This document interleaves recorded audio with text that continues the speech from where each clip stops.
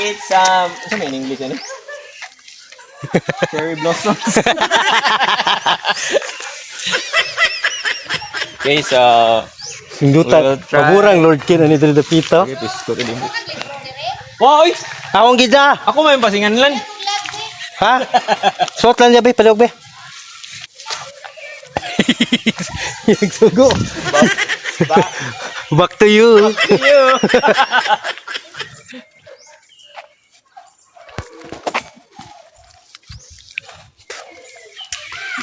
Sayang ya. Ito na filter. They've said that this one is a medical plant, sir. What do you think are the The benefits of Benefits. eating this cherry blossom.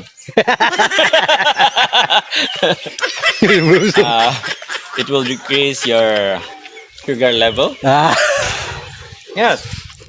Actually, we have one friend over there. diabetes? Yes. He has a type 3 diabetes. Oh, stage.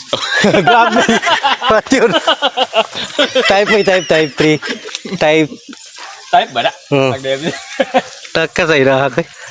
Stage This 3. is the only reason that his sugar level decrease because every day he harvests about half kilo of this cherry blossom. Shout out to Sir Sanilo. Klaro kayo. Nauna nag-comment ba? Busing! Sa may kasturya na katong-atong amigo nga sa circuit paduong naman ko to. Oh. Sa may kasturya.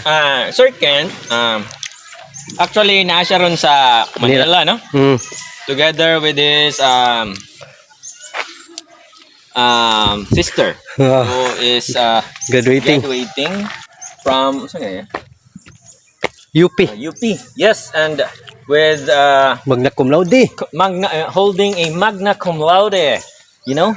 And ingon siya ika-Sunday ko no kay mag-settle down sila. Sa kuan, ihatod niya yung kagalingon na to sa Anton Lunes. Buwa. Awayo kita lagi. Laos balaos. Ayay. Buwa. Patay tani. Patay tanay mo. Sir Ken. Paningwan nag-cut-cut rin Sir Ken. Kaya para makuha na yung diabetes dong. Problema na yung kakat-kat rin. Taas man eh. Kuan po ni siya. Usap po ni siya sa makaayo sa hair loss. Bitaw.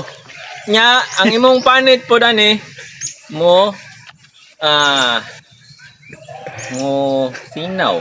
Nya mo puti gamay. Dili ali pwede sa gipo no. Kana naging duha mo applicable ni sa duha. Sa buhok o sa kuan. Buhok og panit, Palit. no? Abantay mo nga para nila kanang mga kato lagi si kato to example. Katong kauban na to diri nga maestro nga pinakagwapo.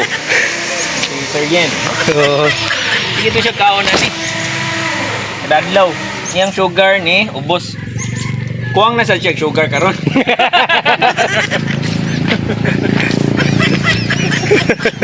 Ato na to ikat. Taka sa ilaha ba? Gul giwi. Tapi bawi.